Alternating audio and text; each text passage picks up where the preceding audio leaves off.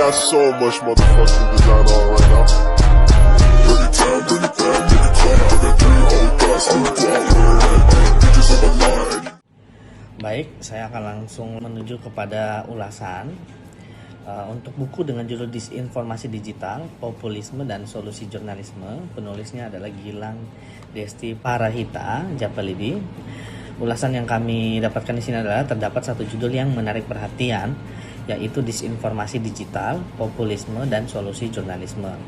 Nah, judul ini menyoroti 3 isu yang relevan dalam konteks politik dan media saat ini. Pertama, disinformasi digital telah menjadi masalah yang signifikan dalam era digital.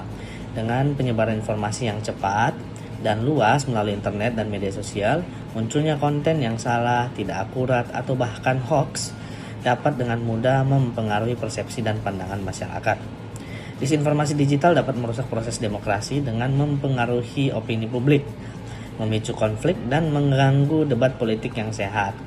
Nah, yang kedua, populisme juga merupakan fenomena politik yang berkembang di banyak negara. Nah, populisme cenderung memanfaatkan sentimen publik, seringkali dengan menggunakan narasi yang sederhana dan menarik untuk memperoleh dukungan politik. Dalam era digital, populisme dapat dengan cepat menyebar melalui media sosial dan memperkuat pandangan ekstrim serta popularisasi politik.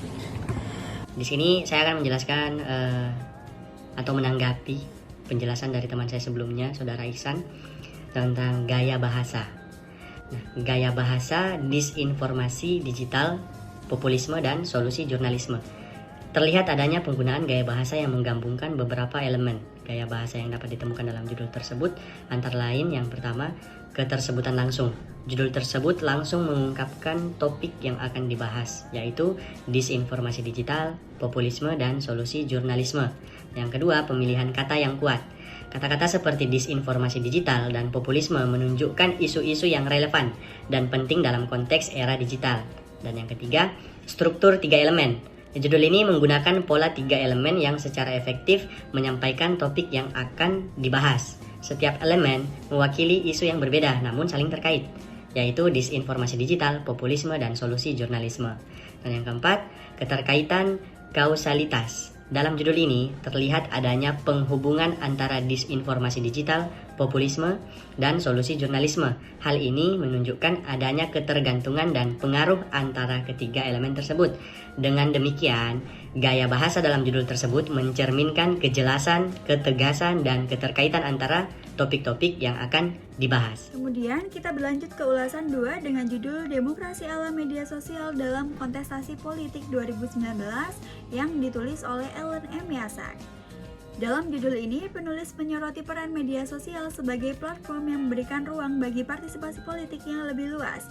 Media sosial memungkinkan individu untuk berbagi pendapat, berdiskusi, dan mempengaruhi opini publik dengan cepat dan mudah. Hal ini telah mengubah cara politik yang dijalankan, termasuk dalam kontestasi politik pada tahun 2019.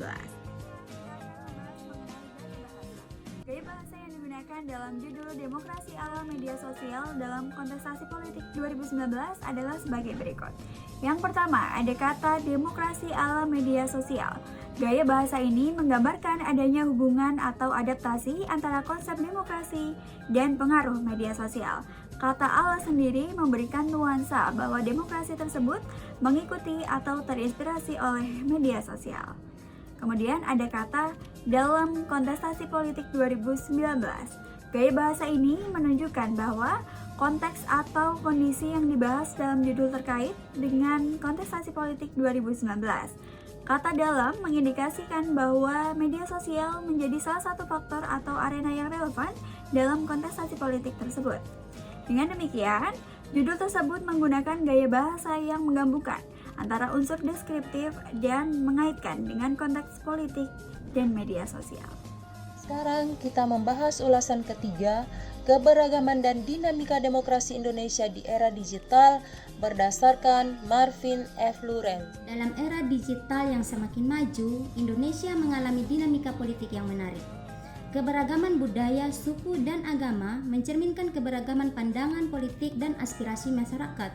Melalui sosial media dan platform online lainnya, individu dengan beragam latar belakang dapat berinteraksi, menyampaikan pendapat, dan terlibat dalam diskusi politik.